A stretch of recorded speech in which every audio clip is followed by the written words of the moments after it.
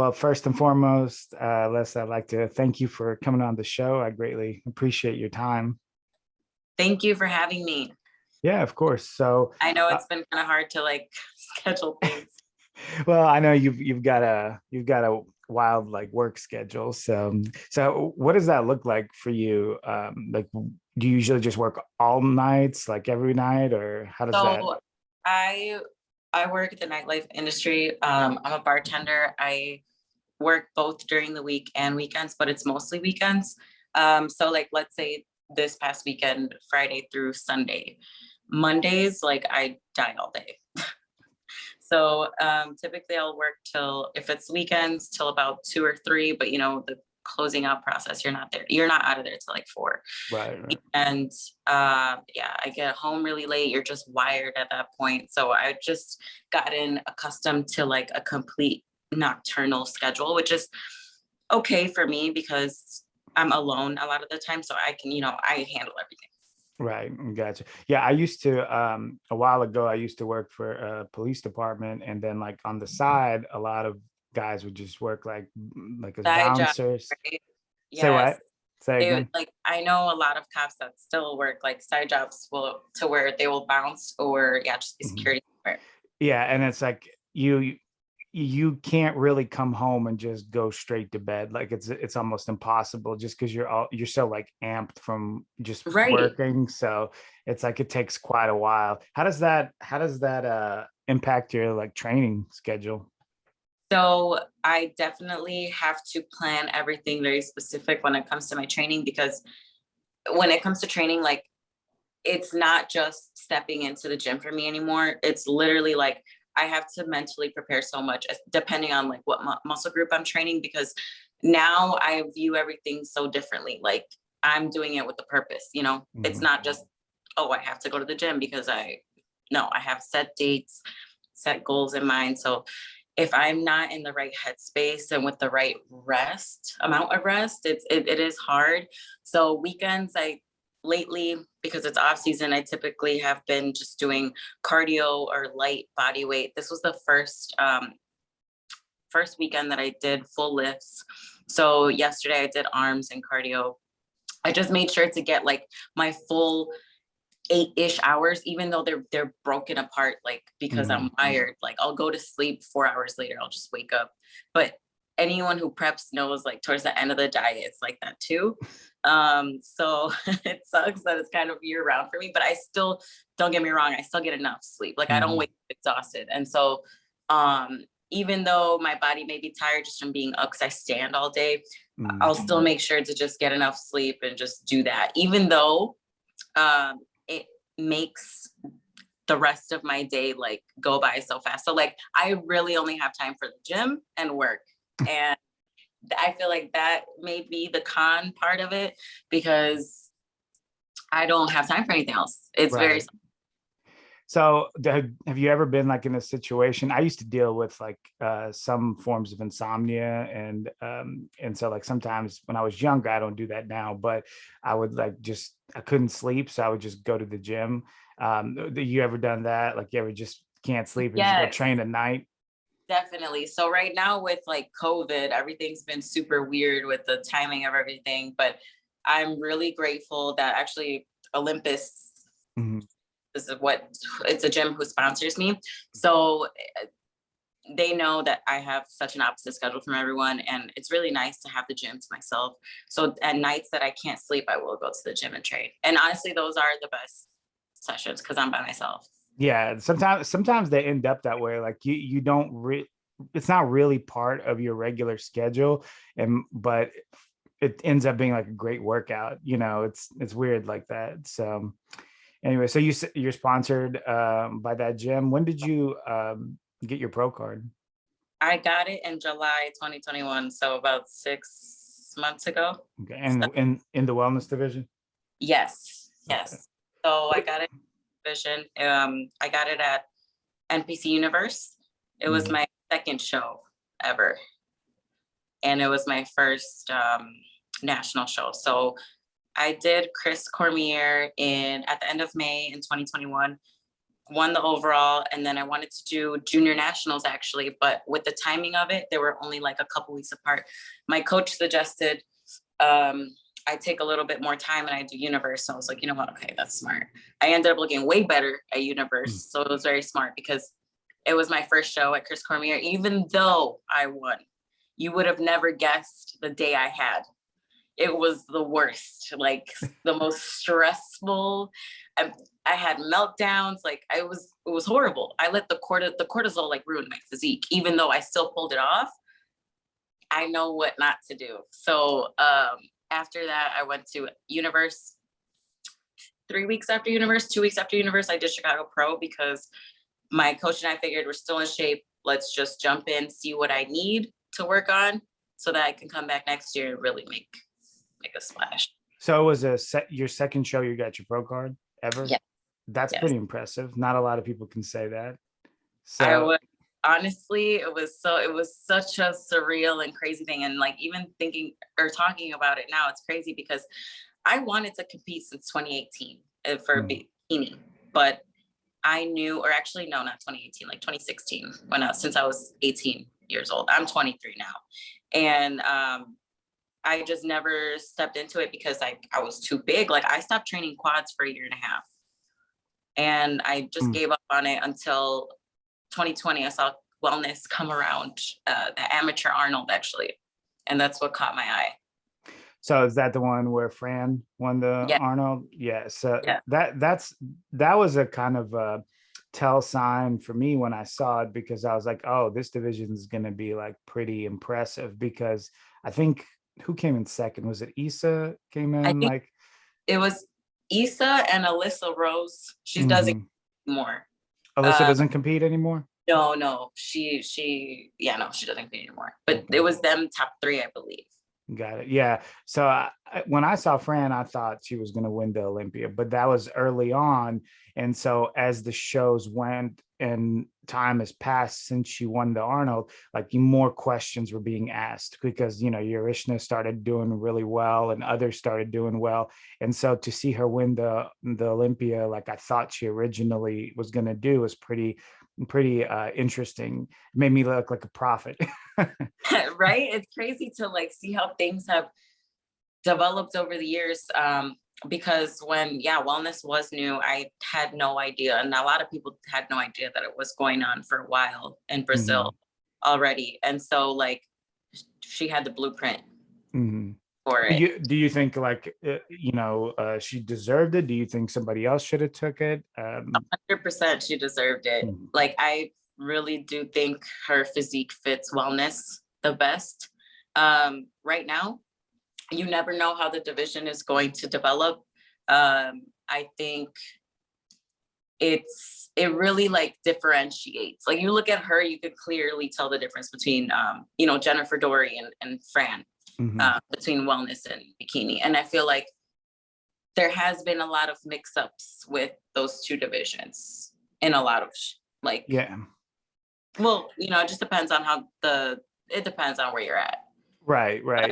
And I mean, there's so wellness is interesting because you have some people that are coming up from bikini into wellness, like trying to, grow, or maybe someone that didn't quite fit into that division. Right. Like, and it's a good opportunity for people who didn't fit in bikini to go up into wellness 100%. Right. Such as yourself, like, for you to not to train legs to fit a category seems like counterintuitive to like what bodybuilding is, like to stop training to do better. That doesn't make any sense when you're talking about bodybuilding, which is, you build your body. So it's like, that's just kind of like, I know. And it's so unhealthy to like try to force it, because then you try to force.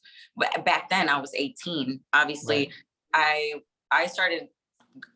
got into the gym very young at 16. So like I did have a lot of knowledge at that point already, but obviously like I didn't think about, hey, my genetics are completely different than the next person. Like I know the ins and outs, the science of it. I'm still very young, but I've studied a lot more of the science. What made you, I was going to ask you that a little later, but since you already kind of brought it up, what made you get into the gym that young? So I've always been an athlete.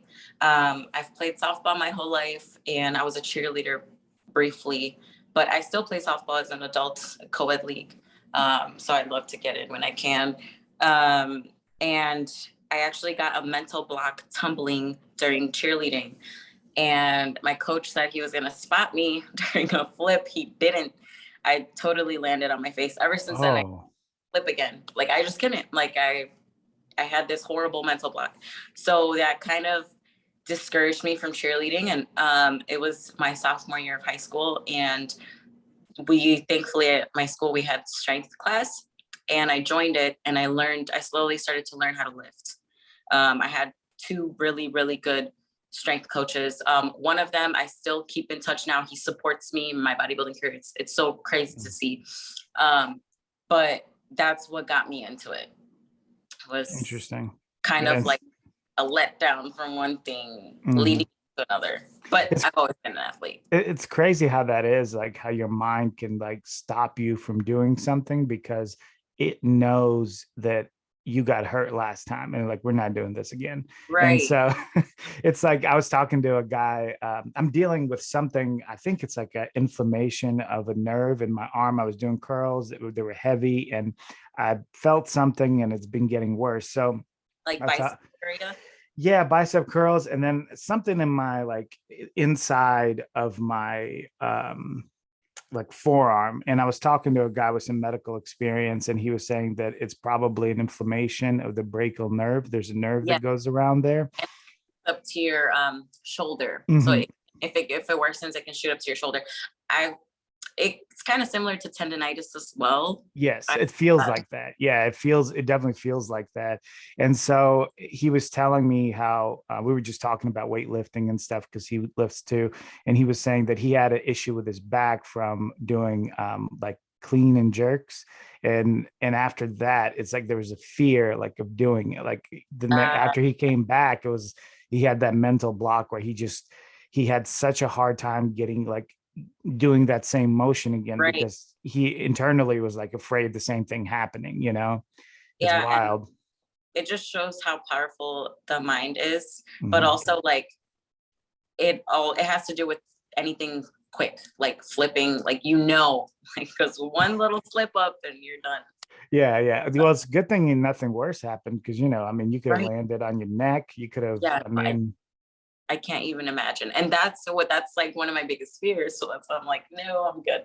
yeah. I'll There's no landing on your neck in wellness, like you're good right. there. Right. And like I'll stick to the weights now. But of course, like another thing with like bodybuilding sports, like it's so important to keep your mobility intact because that's what gives you longevity in the sport. I feel like that's neglected a lot. Oh yeah, for sure. I was talking to my wife a while back about it, and she keeps like pushing me to try to be like more agile, more mobile. And you're 100% right. It's like people get so focused on just pushing the weight, and all the like auxiliary stuff gets put on the back burner, and then like you get pulled, torn muscles, like all kinds of stuff, and just not being able to be functional too, especially for the men that are like on the bigger end. It's like you don't want to be walking Well, around like a block with no function. It's right. No, yeah, you definitely need mobility the bigger you are as well. Because then it's just harder to move around. Not only that, but yeah, you're more prone to injury.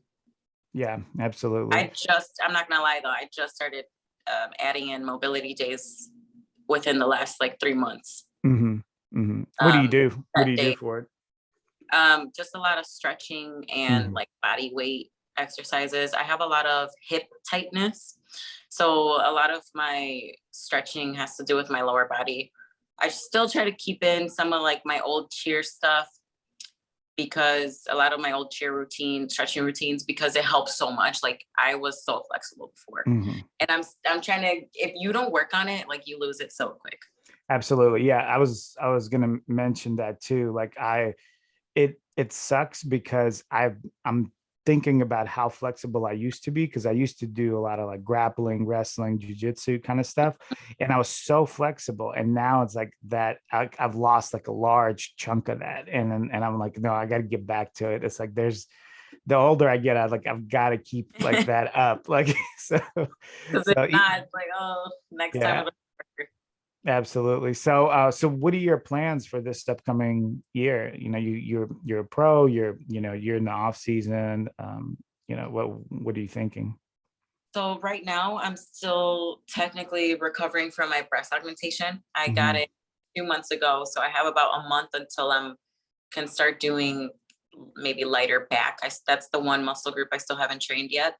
But I did start doing shoulders again, Mhm. legs full blown again, which was like my thing that I was nervous about because I didn't want to downsize by any means, Right. especially, and I'm not pushing anything. Like I want to be healthy. Um, I have about 2 weeks left of the off season. So I'm going to go to the Arnold just to meet with a couple friends, network. I've gone every year since Mhm. I've gone since 2018. And I worked it in 2019 actually, but this year I'm just gonna go to network and watch the show. When I come back, it's prep mode, which I think is perfect because every time I've come back from the Arnold anyway, I'm always like, wow, I'm motivated. This is the first time that I'm going as a bodybuilder, like an actual bodybuilder. Before Right. I was a fan. And so Yeah. it'll be different and it'll be like a different fire under me for sure. So I'll start prep and I'll have about 16 weeks until my next show. Yeah. So what have you picked the show, or you're just gonna, what is it? I'm sorry. I have. What's the show? So I'm gonna go for Puerto Rico Pro. Okay. Yeah. Yeah, I'm gonna start there and then definitely doing Chicago because I'm from here. So Right. and it'll be here for the first time in a couple of years. So that'll be nice. Yeah. How I'm just to pivot off of bodybuilding for a second. I know you said you work in the nightlife, and Chicago is, known as being kind of like a rough area. How is it in Chicago nowadays? So I know that that's the number one thing that everyone hears about Chicago. Mhm. For sure. It is very dangerous, but it's not like so I work downtown and in the clubs lately, maybe within the last 2 years, it's gotten a lot worse for sure. Mhm. But I always make sure that I'm not alone, like walking to and from my car Mhm. at work. So I always get walked. You always hear about crazy things. Like, I don't know if you guys have I don't know where you're at. I'm in Nashville, Tennessee, but Okay. so So yeah. I don't know if you guys use the Citizen app, but ever since I've gotten that, it keeps me like very alert and I'm very like cautious with everything. I'm always very like vigilant with my surroundings. So it alerts you anytime anything around you goes on, like the second it's reported, like people being robbed, people being shot, like all of that. So you That's always know, awesome. yeah. So you kind of get alerted when things are going on. So I'm just I always am aware of my surroundings, but I don't Mhm. like, even last night, I actually went out last night and I'm not gonna lie to you, I was nervous about walking into the club, like just from my car, because Mhm. you hear about all these carjacking. So I made sure I like parked in a garage. So I just kind of try to be as careful as possible, but Yeah. not like, things have happened to me so closely to where I'm scared to do things, daily. Right, right, daily. right.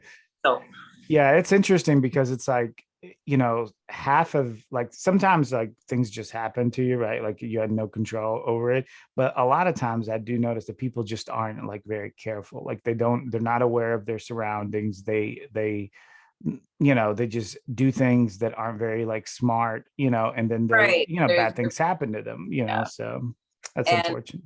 that's unfortunate. Like, it's especially when you hear about like women, Mhm. like them not paying attention or like, because at the end of the day, like it happens to everyone. Like it happens to cops down here, like it just, Yeah. you never know. But for sure it's something to not play around with. Like I always make sure that I'm alert, that I'm Mhm. not being anywhere, if I'm Yeah. leaving the club, I'm conscious, Right, what I mean? right. A lot of people like just don't pay attention to that. I'm like, I don't even Yeah. trust Ubers. I don't even trust Ubers. I drive myself everywhere for that reason. Yeah. So like obviously I've used like Lyft and Uber, but I used to work for Lyft in their safety department. And you won't believe like well, you might believe it actually, but like the wild stuff that happens, it's crazy. I mean, if you heard the stuff that I was hearing on a regular basis, like you would never want to take a Lyft or an Uber ever. Oh no, 100%. Like actually something crazy happened with Lyft in Chicago, I think last week. And it's like going around, they're trying to get Lyft's attention. But yeah, I'm always driving myself everywhere because I'm like, I like to leave and get there in my control. I want to leave when I want and get there when I want. Yeah. Well, you seem like a very independent person. Just to kind of go back to the bodybuilding aspect of it, do you train with a partner or by yourself? I wish that I almost wish that I trained with a partner. It's almost like bittersweet because if I had a partner that was doing the same thing as me, I think that would be very beneficial in terms of pushing me at max potential with my workouts. Because when I train with my coach during prep, but not every day, only on leg days, because that's the most important, honestly. So I always make sure every leg day I'm at least with him, because we're not that close to each other. We're about 45 apart. So I still make sure that that's prioritized. Other than that, I don't train with anyone. This past year during prep, I did have a couple of my close friends. You know, when you get to that point where you can't even get up and go down the stairs because you're that depleted and you're dying, like it got to a point where one of my best friends drove me to the gym and just was there as moral support while I did cardio.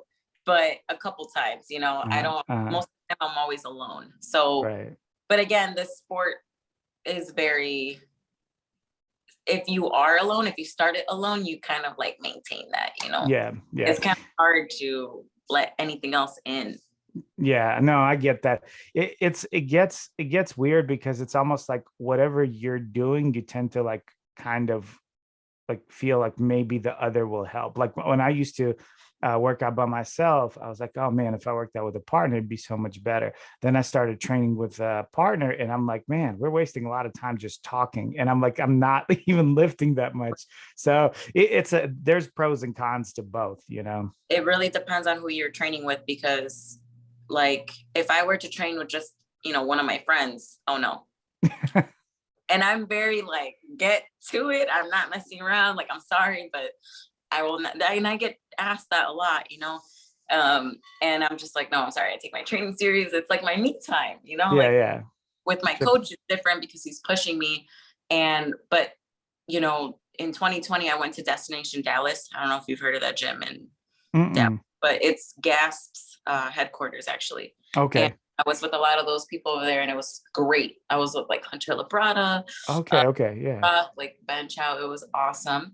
And that environment, training together, was great. So I feel like it has a lot to do about where I'm at as well, because Chicago is not that huge on bodybuilding, honestly. I think, but I mean, Barbara used to live here, but I think I'm the only wellness pro here. Like, well, if you go to Texas, if you go to Miami, like there's multiple, you know? So bodybuilding isn't as emphasized here. I would love for it to grow here though. And I want it to get bigger. And I'm trying to get that going with my team as well. Yeah, I mean, you definitely could. Like, there's definitely potential, you know, in Chicago. But yeah, Miami. I mean, you know, if wellness is dominated right now by, you know, Hispanic women, and so it's like Miami is obviously is going to have huge, you know, like potential there. So. And yes, and Texas I'm surprised about, but they also are like, but they were always big into like bodybuilding of all divisions. Sports, bodybuilding, cheerleading, like always big. So I'm a big fan of Texas. Actually, I'm not gonna stay in Chicago forever, that's for sure. I was gonna go to Miami, but I decided to stay back this year for my coach because we're trying to get to the Olympia, and I think it's feasible. Yeah. Do you have a time frame where you think you're going to be out of Chicago? Maybe I would say definitely not within the next year, but after this year, like in 2023, anything goes really. Yeah. So not 2022, but you never know really, because Sure. it's so crazy how, just like I said in the beginning, it was hard for us to kind of like match up schedules. Mhm. I could be in the gym one night and the next day traveling to like a different state, like just something random comes up. Like Mhm. it depends. So I mean, especially with my rookie season, like that's going to take off this year, I don't just have one show planned, I have multiple. So I plan to do a Right. lot of that, and you never know where that could take you. Are you, so if you win your first, let's just say you win your first show and you qualify for the Olympia, are you going to shut it down, or are you just going to do multiple no matter what? So let's say Puerto Rico Pro goes well, goes as planned. I get what, you know, I've been wanting. Then at that point, because it'll be at the end of June, Olympia is going to be December. I will probably do one more show just to get it out of my system. Mhm. One or two, you never know, because Chicago Pro is only a month later. Definitely go through with that still, because I'll still be in shape. After that, I'd probably cut it for a bit, do one show before the Olympia just to like warm up almost, because I realized that, I mean, your physique changes every show.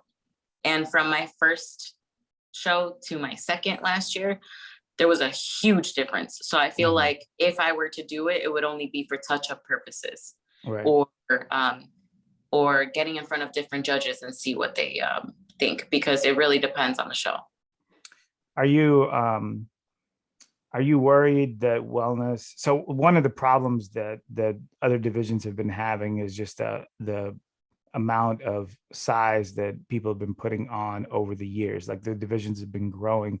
Are you concerned that like wellness is going to follow suit and they're just going to get bigger and bigger and bigger, or that's not like something that you're thinking about?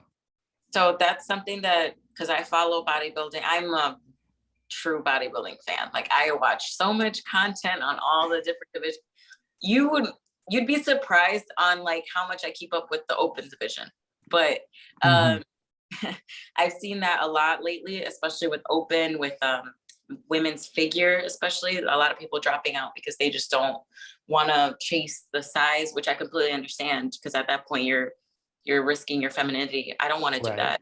Right. And if it does get to a point where I would be messing with that, then no, I wouldn't want to be a part of it anymore, because at that point, that's no, you know, that's right.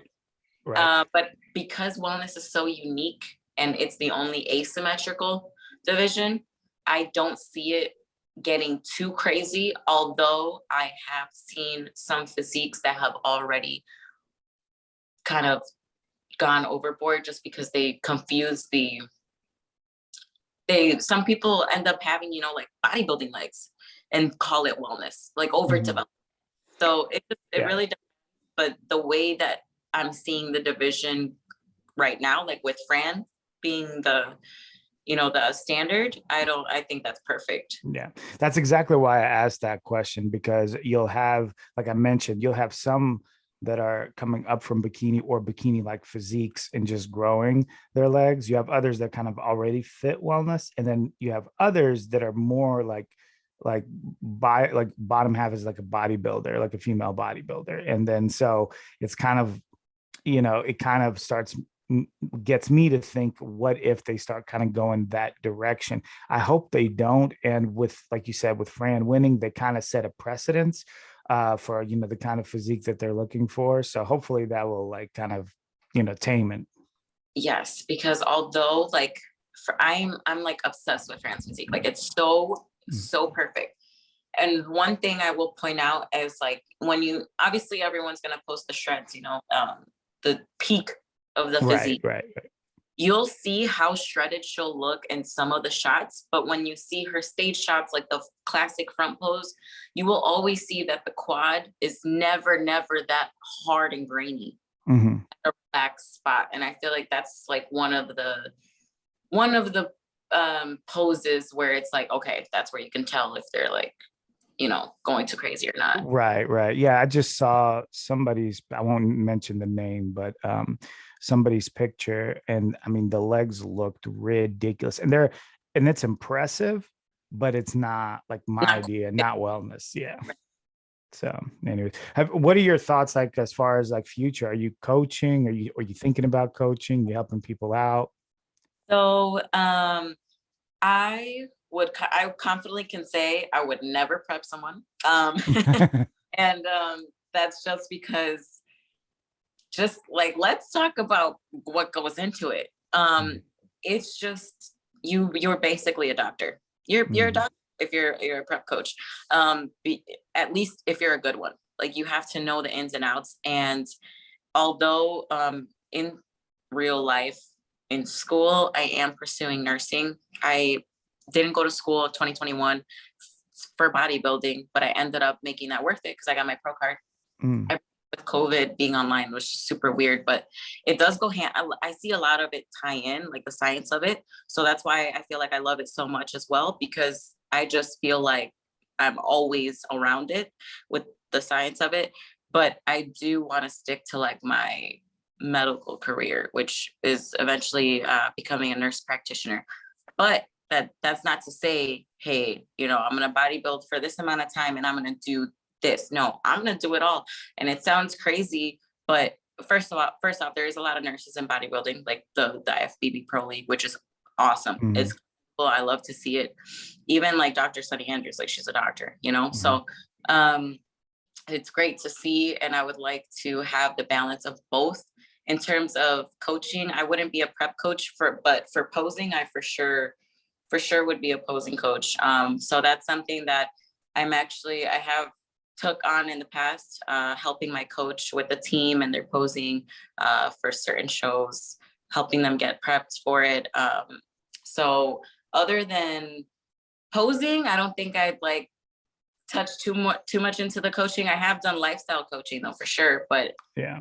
I kind of stray away from that during my season because I really have to focus on myself. And I don't care what anyone says, you can't be an A1 athlete and an A1 coach. Like, you can't. So I have to put me first. It's tough, right? It's only 24 hours in a day. You're working. Like, realistically speaking, putting the same amount of effort into both, I just don't think it's healthy, at least. Yeah. Well, but what ends up happening is you just end up being, either a bad coach or a bad athlete, and it's like, exactly. And neither is good, And you see a lot of that happen when you try to tie the sport into every aspect of your life. And I want to be able to separate it. So like right now I bartend. It's completely different than my bodybuilding industry, but those two industries, like, I know a lot of great people, so I like that it can be separate. And also my school, like, that was completely a separate thing also, so I like to keep things separate, because I feel like I could get suffocated by it. I'm not gonna lie, like, when I was doing lifestyle coaching, it can get draining. So I definitely want to stick to what I like doing best, which is right now. So far, my heart is in competing. I love it. And I would love to take on people for posing as the season goes on. So as it develops, as it starts to pick up. But yeah, right now I'm just like, okay, Olympia bound. Yeah, and you're focused. Yeah, and that's really what you need to be, because if you're not focused, you reduce your chances significantly of making it. So you're definitely on the right track. Are you planning to go back to school soon, or is this like more of a long term? So depending on how prep goes, I'm gonna decide by the summer if I either start in August for the fall semester or January. But I'm gonna do either or. So are you already in the program, or are you applying for pro, or are you doing prereqs? So all I have to do is transfer out, and I put that on hold because I didn't know with like transfer or moving to Florida if any licensing would get messed with. But I just found out that if I get my license here, I can be a nurse in Florida, no problem. So yeah, Very cool. So I would just have to reapply for the program. So very cool. So I guess just to kind of wind the show down, I really appreciate you coming on. But if somebody did want to reach out to you, whether it's for like advice, more podcasts, like anything else, what would be like the best way to do that? no, definitely. So the best way would be Instagram, sending me a quick DM. So it's just Leslie Jalissa Fit. I also have another Instagram. It's Leslie Reyes _. I just kind of post like during prep, it'll be things that don't make it to my page, but that might be an easier page to like message me on. So any questions with like training or prep or what it's like, anything like that. Otherwise, my email, which is just my first Instagram handle @gmail. So. Okay, awesome. And I'll go ahead and put everything at the bottom of this video to make it easy so you guys can just click on the link. So and thank you so much for having me. I really appreciate it. It was great yeah, talking. yeah, of course. And I'm glad we were able to, finally do it. So I yeah, know. it was a lot of fun. All right. Well, thank you so much. You have a great day. Okay. All right. Thank you so much, Armin. You as well. Okay, Thank you.